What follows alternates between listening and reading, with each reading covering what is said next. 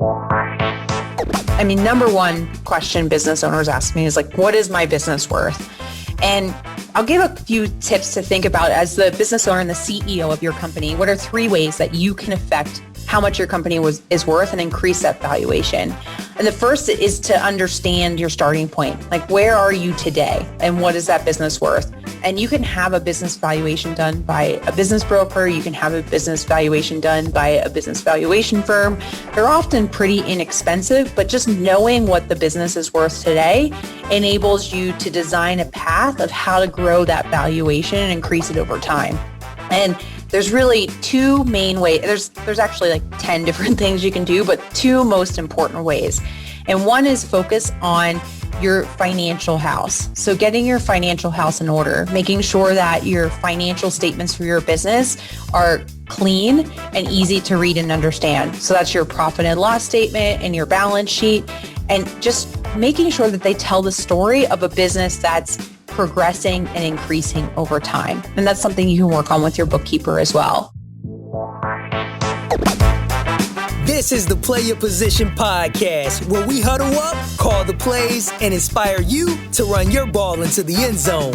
Are you ready to score more game-winning touchdowns in your life, business, and career? Then listen up, because it's game time, baby. Now, here's your host, Mary Lou Kaiser.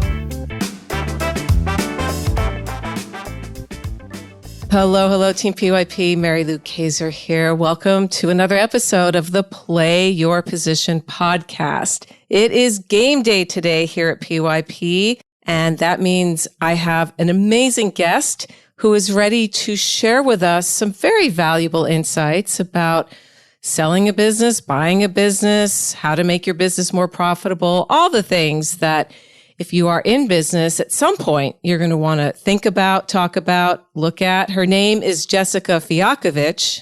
Jessica, are you ready for kickoff? I am, Mary Lou. Thank you so much for having me on today.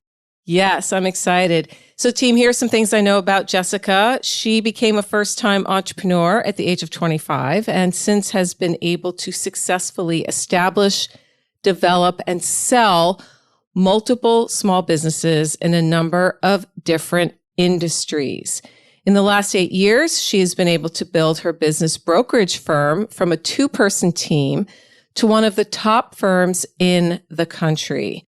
Under her leadership, the office has been the #1 Transworld Business Advisors franchise location in the world for the last 5 years.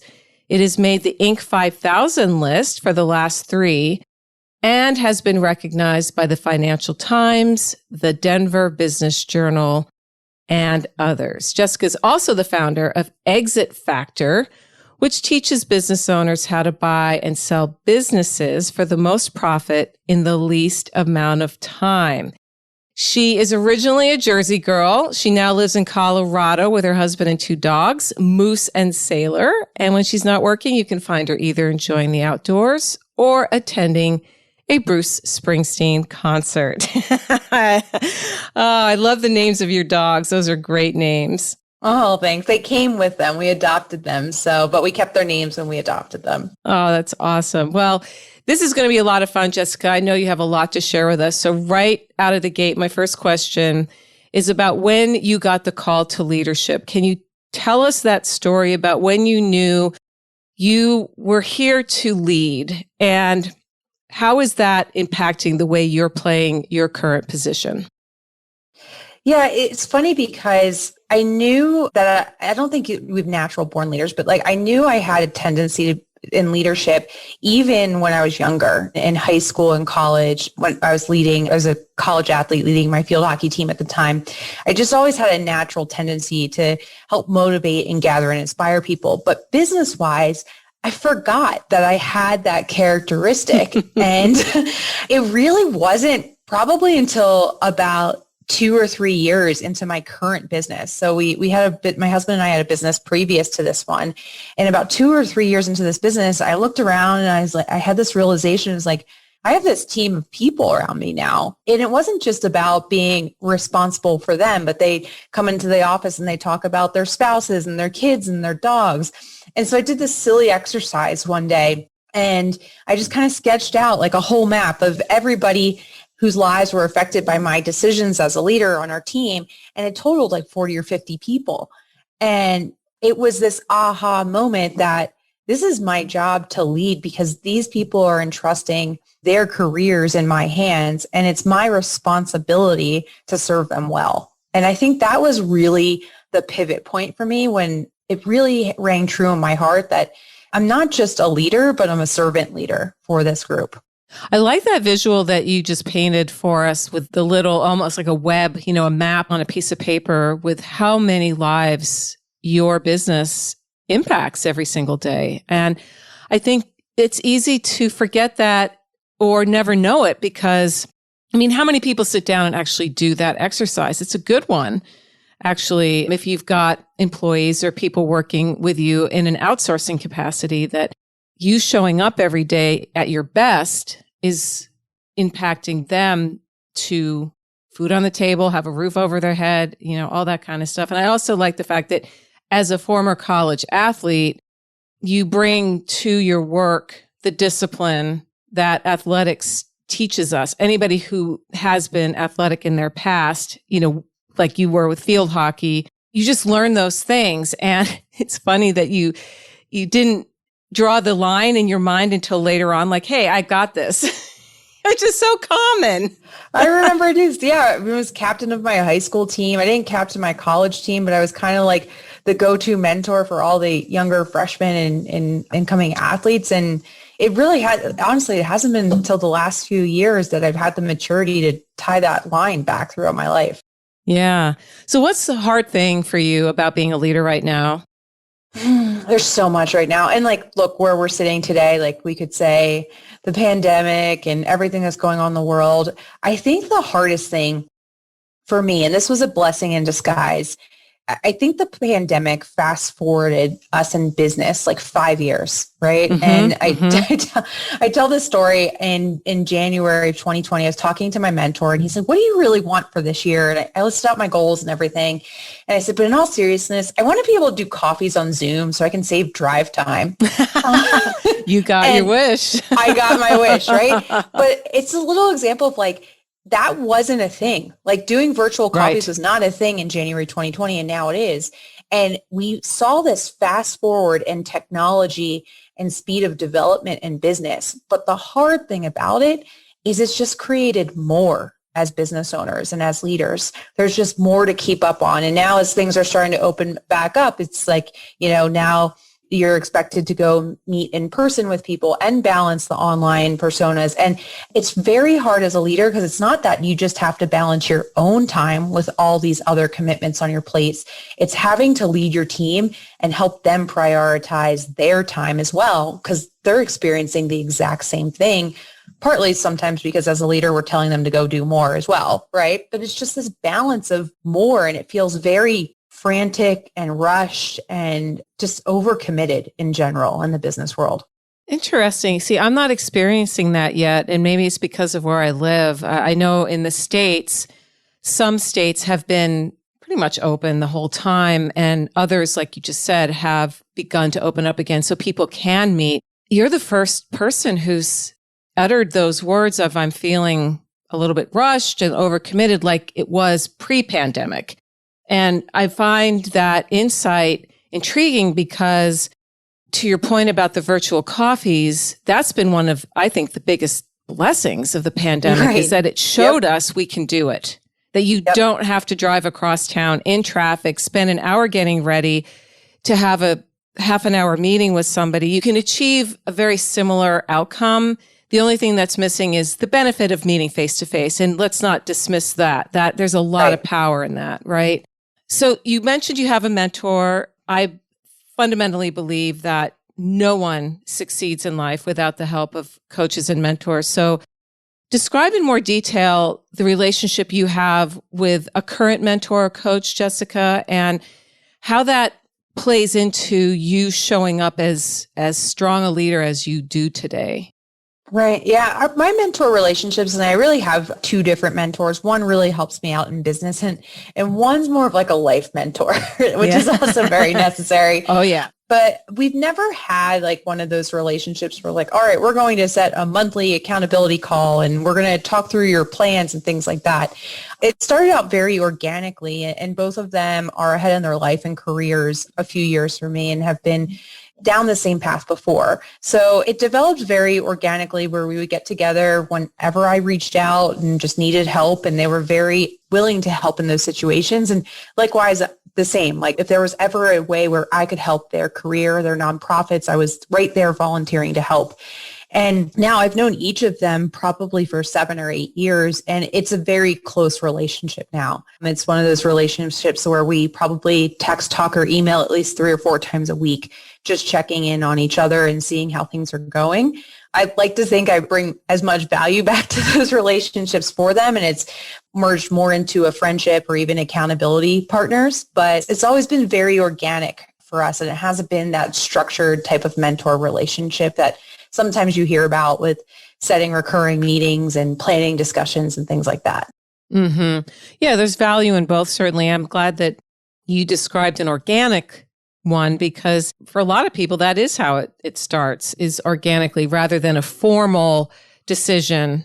And I would believe that you're giving them lots of value. I just can't imagine that you're not. Now, are they in the same line of work as you, or are they successful business people in general? Yes. One is actually the CEO of Transworld Global, Andy Cagnetta. He's also my partner on my podcast. But so he's been in the business brokerage industry, I think, for 26 years now. So he really helps me in my career path and what do I need to do to move this business forward. And then the other one, her name is Heidi Ganal. She was a successful business owner. She actually founded Camp Bow Wow and exited a few years ago. It's a big doggy daycare franchise. Yes, in the US. I've heard of it. Yeah. And so she really provides me support in the business world, but also like being a woman in a business world, right? And I really don't like the term balance, but like, how do you achieve harmony as a woman and all the responsibilities we face day to day? So she does help with business, but that's where she's so good at like that life advice too, that I often need. Yes. Oh, the life advisors. What would we do without them? Oh my goodness. Well, we're at the part of the show, Jessica, I call Move the Chains. And you want to talk about things not being in harmony, things not going according to plan. This is the question. I would love for you to take us into a story that you have about a time when you found yourself playing out of position. You were metaphorically sacked, fumbled the ball, you got intercepted. What happened? And then what is the lesson that you walked away with? So it's interesting. I've done this twice now in my career, but it's same mistake. So I mentioned my husband and I owned a business previously together, and we own our current business together. And I tend to be a little bit of a control freak. So the misstep that I made is in the beginning with both businesses, I decided that I needed to control the whole thing. Right. And that doesn't really play well out in a business, and especially not if your business partner is your husband. And what I realized is that by actually trying to control the entire business process, I was limiting our growth. So we decided with our first business, we did this thing called divide and conquer. And my husband is a classic sales guy. He's really great at sales, and he's actually really great at numbers, which is a weird combination, but it works for him. And I'm really good at marketing and operations. And so in the first business, we were like, you know what? We're going to split the business in half. You run with marketing and operations, and you run with sales and the financials. And that worked really well in the first business, and we grew it and we were able to sell it. And then we started the next business, and I did the same thing. So the first couple of years, I tried to do everything in the business, control what my husband's doing, making sure our sales are on track. And we're not growing the right way, and we're not growing as fast as we would like. And it was another aha moment of like, hey, I've done this before. So I guess we could say that was a fumble, right? Because it was just, I just screwed it up. Like I knew what I was doing, and I knew what the plan that would work. So about 2 years into our business brokerage business, same thing. We sat down, we split the business in half, we divided and conquered. And that's really when the growth took off. So the lesson here is what? I think the lesson here really is you have to know your strengths. And whether it was my husband or another business partner, if I stay in my role and in my strengths and let other people serve in their strengths, the business is just going to be more successful. Mm-hmm. Oh, but you know what? You are not alone. I think every entrepreneur tries to control it all at some point in the journey, especially in the beginning. Yep. But it can come back. I mean, it is that self-awareness and playing to your strengths, like you said. Knowing those things, it saves you angst and time. And it is amazing. It's like, wow, we're actually growing. Who knew? I let go and it's growing. Yep. Oh, that's awesome. Well, as we look ahead to where the world is heading, it's always been changing. And certainly we're coming off of a very different, strange, interesting year. When you look into your crystal ball, Jessica, what do you predict is going to have the greatest impact on, let's focus on business owners and the people that you serve. What do you see impacting business owners who are either wanting to grow their businesses and or exit their businesses? I think really the biggest impact, and this is actually not pandemic related, but in general, most small businesses are owned by the baby boomer generation. And that generation is starting to retire and heading into like the full depths of retirement. And if we look at that, and that's a US stat, it's abroad, UK, a lot of countries are facing a similar issue. In the US, it's about 55% of all small businesses are owned by baby boomers. I didn't know that. That's interesting. Yeah, and in some industries, like in some blue collar industries, like construction or manufacturing, it's actually higher. It could be like 65 or 70%. Sure. So if we're looking at that, those businesses, those owners are going to have to either sell or shut down their business. And this is all really going to occur over the next, you said 5, but probably 5 to 7, maybe 10 years is the wave we're going to see. And it really is going to create a lot of opportunity for business owners in that Generation X, the millennial generation, lots of opportunity to either, buy a business and add on to their existing business to what we call grow through acquisition, or, to get into business. I think about college kids too, and we're facing an uncertain job market right now coming out of this pandemic, but there's a lot of opportunity for young college graduates to actually buy a business. I know a lot of very successful entrepreneurs that started by buying a small landscaping shop, right? And they just cut grass, and that's how they cut their teeth, no pun intended, on entrepreneurship. And then they sold that business, traded up. So there's just going to be a lot of opportunity for those generations to buy some really well-established businesses that, their parents and sometimes their grandparents have set up over a number of decades. So I find it very interesting. I minored in psychology in college. So I like the whole psychological aspect to it, the demographic shifts. But we started to see a little bit before 2020, that wave, we're calling it the seller tsunami, start. But it did get paused with everything else in 2020. So it's halftime here at the Play Your Position podcast, and we've got ourselves a great game. While you're up grabbing another snack and topping off your favorite beverage, make sure to subscribe to the show so you never miss another play. PYP is available on Apple Podcasts, Spotify, and wherever great podcasts can be found. Now, let's get back to the game. So say somebody's interested in buying a business but doesn't have the family connection. Where does somebody even begin to look for businesses to buy? And can you give us some numbers? Like, I would imagine a landscaping business wouldn't have as high a ticket as, say, maybe, I don't know, something that had technology associated to it. But take us inside this world, because it's obviously viable. And I don't think a lot of people realize that this is actually an option. Yeah, and it's a great option. So to answer your first question, where you find businesses for sale, there's business marketplaces all over the world. So all you really have to do is open Google and put in there, buy a business. And usually the top 5 results will be your top 5 business marketplaces. BizBuySell and BizQuest are big in most countries, but there's others in other areas. You can also search for a local business brokerage firm in your community or your state, and they'll have a number of businesses for sale too. It's almost, not quite, but almost like shopping for a house where you can kind of input what you're Okay. looking for, what your budget is, and it'll pop up a bunch of different options for you. So it's very interesting. It's also a little addicting. I will warn listeners once you get into it. Like, you're Like wait, Zillow, like cruising yeah, Zillow. yeah. Except this time you're like, there's a business that makes money doing that. And you're like, yeah, I guess so. And then when it comes to valuations or purchase prices of businesses, they range drastically. And you really hit the nail on the head. Something that's more low tech is actually going to be less expensive to get into than something that's high tech in general.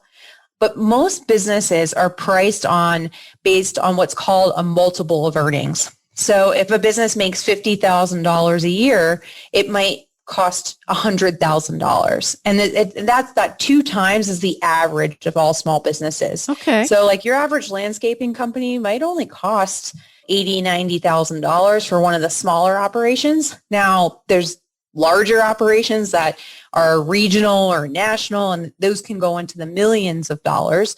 But, in general, that's going to be a little bit lower. And then when you get into high tech, that 2 times on earnings is going to become more like a 4 times or 5 times or higher. So it's a little bit kind of determined by return on investment, but it's surprising how low of an investment you can make and get an operating business. I mean, I've seen some businesses for sale for as little as $30,000 or $40,000. And you can use financing to purchase businesses in most countries as well. So how do you, with the work that you do with Transworld, like where do you come into this equation? Yeah, we're typically working with sellers and getting their businesses ready for sale and listing them for sale. But we do also assist buyers in their search process. So helping them really, and this is where my other company, Exit Factor, comes into play, is we have some courses that buyers can take of how do you educate yourself on what does the business for sale marketplace look like? Like what we just talked about, how are businesses priced? How much money do I need to look for and shop for a business? If I want to finance a business, how do I do that? So that's where we really come in on the buy side is a lot of education. And then we do help search for those businesses for the buyers to buy and then ultimately negotiate the deal, put it together and get it closed. What attracted you to doing this kind of business? Was there something that, when you look to your childhood, is there something that you enjoyed doing as a girl that is aligned with this? Or is it completely just something that came across your desk and you thought, that sounds interesting? Yeah, it was funny because I'm not the typical entrepreneur where I grew up with selling lemonade and, having sales experience and stuff. My grandfather owned businesses and my dad saw all the ups and downs he went through as a business owner. And actually he was forced to sell for pennies on the dollar to some big chains. He owned a pharmacy. And when some of the bigger chains came into our small town, they kind of forced him out. And so my dad growing up, his whole thing was stability, steady job, find something that has insurance and, retirement plans and things like that. And my dad worked in education. So owning a business, and we actually never really talked about my grandfather's business. So there's not something I can tie back to my childhood. But it was funny because my first business was in the wine industry and I call it my early life crisis. I thought selling wine would be fun and tasting wine all day would be fun. And it is fun for a week. And then you're like, wait, this is still I still really have to work and taste wine. And it's very difficult. And I decided I wanted to sell that company and get back into some more B2B business. I was talking to my dad and he was like, well, your grandfather sold his business too, right? And I'm like, nope, had no idea. So he told me the whole story. And I really, between hearing my grandfather's story and then experiencing what I went through trying to sell my first business, which was a fairly difficult process, I really discovered a passion for the industry, but specifically for helping small business owners get through that part of their life, which for some business owners is one of the biggest financial transactions they're ever going to have. Oh, that's a classic situation of what broke your heart is what led you to do the work you do, which is this, I love that trajectory. And you may not have been conscious that that's what happened, but that's what happened.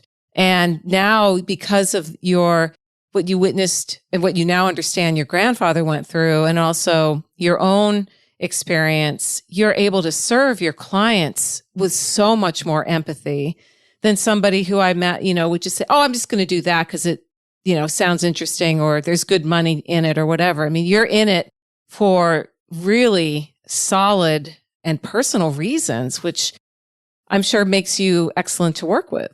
Yes, I think so. But it also, it makes the hard days a lot easier too. Sure. I think when you have a purpose like that. And I say all the time, like one of the reasons that I'm in business brokerage is because I never want anyone else to go through what my grandfather went through. I don't want them to have to sell for pennies on the dollar, be shocked that competition's coming into town.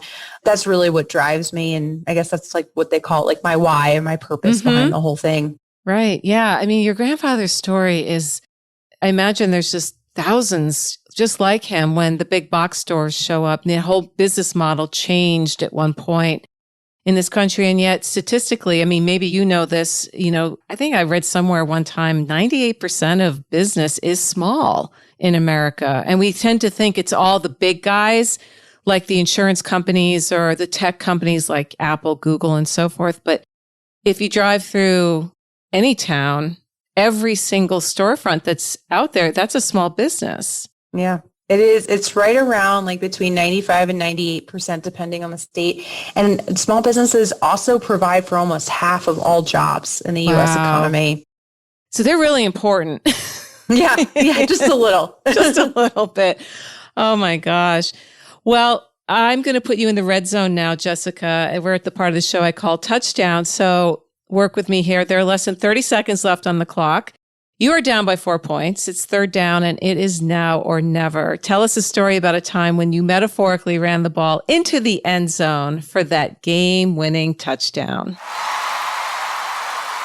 I was thinking about this question and how I was going to answer it, and I'll relate it back to business. But it was funny. It was our third year in the franchise, and we're sitting at an award ceremony, and a lot of franchises, they rate their franchisees and, here's number one for the year or whatever. So I think we were in our third year and we were in like the top 5 for the year. But my husband looked at me and he's like, next year, we're going to get the number one franchise location in the world and we're going to hold on to it and never lose it. And I was like, okay. Nice. So the next year we're working. Yeah, I know. So next year is good proclamation. Next year we're working and we're having like a really good year, but not a great year. And I don't really think that we're going to make that goal. But right in Q4, we sit down and we're like, all right, how are we going to pull this off? And we came up with a new marketing strategy for our listings that was able to make us hit that goal of the number one franchise for the year. But more importantly, it also enabled us to sell more of our clients' businesses. So we achieved the goal of the number one franchisee, but by doing so, we also helped out a lot of our clients that year. Very, very nice. Wow. Yeah. Franchising is an interesting model. I had a conversation last year with a woman named Kim Daly who helps people find the right franchise to buy or invest in. And it was so interesting because this is a world that most people never get inside, and yet franchises are everywhere. In every community, you've got at least one. And if it's not McDonald's, it's another, usually a fast food, but you're in a different kind of a franchise because it's a B2B, it's a services franchise. Did you and your husband go through a process of deciding which one you wanted? How did you land on this one? I mean, you talked about your grandfather and everything, but did you have like almost a menu of opportunities and then narrowed it down? You liked this one best? So the business brokerage industry is actually fairly not diverse. There's a few major franchise players that occupy the marketplace. And when we sold our first business, we sold through a different franchise. So I was already familiar with that model. I won't mention them because I didn't like their model. Right? Yeah. And then I was familiar with Transworld because we had sold our business through a business brokerage that was a franchise. And we kind of had vetted those franchise offices when we were going to select a broker to sell for our business. So we didn't go through a vetting process with multiple business brokerage franchises because I already knew if we were going to do it, I knew the one I wanted to work with was Transworld. Okay. So a little different. Yeah. But again, I think I like when people who have a business that isn't as common as, I talk to a lot of coaches, consultants, people like that who worked in an industry for maybe 20 or 30 years and then decide to go out on their own. And they're truly starting a business. Whereas a franchise model is it's a business in a box in a way. You're getting a proven system to now go out and you are the face of that parent company, but you have your own independent business. And that's an attractive model to people who don't want to have to think through all the stages. So again, I'm always curious about the story of how'd you land with this one? How'd you land with this one? So that makes sense. You experienced firsthand what you liked and what you didn't. Yeah. Oh, that's great. Well, as we wrap things up today, Jessica, one of my final questions has to do with the key offensive strategies that come out of your leadership playbook that you could share with listeners, ways that they could make some forward progress in their work and life right now. You could tie it to, again, thinking about the valuation of a small business. We haven't really talked much about that. How do you know how much your business is worth? And then anything else you'd like to share? Yeah, we'll go with that. We'll go with the valuation metaphor because that's number one question business owners ask me is like, what is my business worth? And I'll give a few tips to think about as the business owner and the CEO of your company. What are 3 ways that you can affect how much your company is worth and increase that valuation? And the first is to understand your starting point. Like, where are you today and what is that business worth? And you can have a business valuation done by a business broker. You can have a business valuation done by a business valuation firm. They're often pretty inexpensive, but just knowing what the business is worth today enables you to design a path of how to grow that valuation and increase it over time. And there's really 2 main ways. There's actually like 10 different things you can do, but 2 most important ways. And one is focus on your financial house. So getting your financial house in order, making sure that your financial statements for your business are clean and easy to read and understand. So that's your profit and loss statement and your balance sheet, and just making sure that they tell the story of a business that's progressing and increasing over time. And that's something you can work on with your bookkeeper as well. And then the last thing is to get yourself out of the business. So fire yourself, become the owner versus operator. There's a lot of key terms that have been used by writers and coaches and things like that. But a business is worth more when the owner is not responsible for most of the day-to-day things that go on in that business. So if you can slowly remove yourself from those roles that you play in the business over time, your business will increase in value, even if the numbers aren't moving. So those are 3 strategies, know what it's worth, know what you're starting with, making sure your financial house is in order, and then, for lack of a better term, firing yourself and getting yourself out of the business. Great tips. Really, really great tips. And for people who'd like to learn more about you, where do you hang out online? I'm typically on LinkedIn or Instagram, but all of my handles are at Jessica Fialkovich. And you can also find me at jessicafialkovich.com. That's Fialkovich. Awesome. And team, that links to connect with Jessica will be on her show notes page at pyppodcast.com. I'll make it super easy for you to just click. And then if you want to connect with her, just learn more about her business, there you will be in good hands. And before we say goodbye, Jessica, tell us about a favorite book you're either reading right now or turn to over and over again, because it's just one of those books where you're like, boy, I get something out of this every time I read it. There's so many. I love to read, and I probably read 40 or 50 books a year, but I'm going to mention a book that has recently, I'll say it's changed my life, but it's called 24/6 by Tiffany Shlain.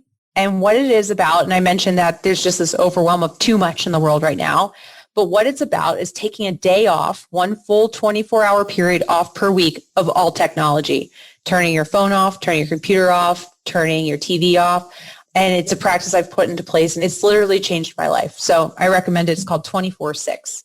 Fabulous. That's a book I have not heard of. And so I'll put a link to that also on your show notes page for listeners who might want to grab themselves a copy. You can't ever read enough is my philosophy. There's too many books and not enough time. That sounds like a really good one. I think taking a complete day off of everything, it's actually harder than people think. It's hard, but it's I mean, it's like the best sleep. We do it Friday night to Saturday night. It's the best sleep I ever get. I like all the anxiety drains from my body. It is amazing. So if anyone's thinking about trying it, they're like hesitant, I'm like, just try it 1 week and you'll become a believer. Yeah, I love it. Well, Jessica, this has been a lot of fun. Thank you so much for taking us inside the world of buying and selling a business, how to think about, what your business might be worth, and the wonderful stories about your grandfather and your dad and how they have shaped you into the great businesswoman that you are today. No, well, thank you so much. It was so much fun being here, and I really appreciate you having me on the show. Hey team, Mary Lou here. Who's number one in football changes from year to year. Fashion trends come and go, same with musical tastes, but leadership skills, they never go out of style. In fact, these days, leadership is an essential survival skill for a world that demands more from us than ever before. To succeed these days, you need to know how to show up for yourself so that you can then do the work you love with people you like the way you want. The Play Your Position Leadership Playbook helps you do this, and it's free. Go to pyppodcast.com to download your copy today. If being more successful this year, next year, in the 21st century is on your to-do list, get your copy of the Play Your Position Leadership Playbook now. pyppodcast.com. It's at the top of the page. You can't miss it. That's pyppodcast.com, and start being more of the leader you are meant to be today.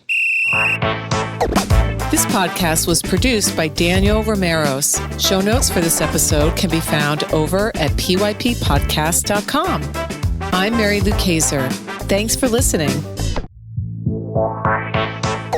Got a great key offensive strategy you like to share? Write to us at coach@pyppodcast.com or on Twitter, use #PYP and let us know how you're running your ball into the end zone for those game-winning touchdowns.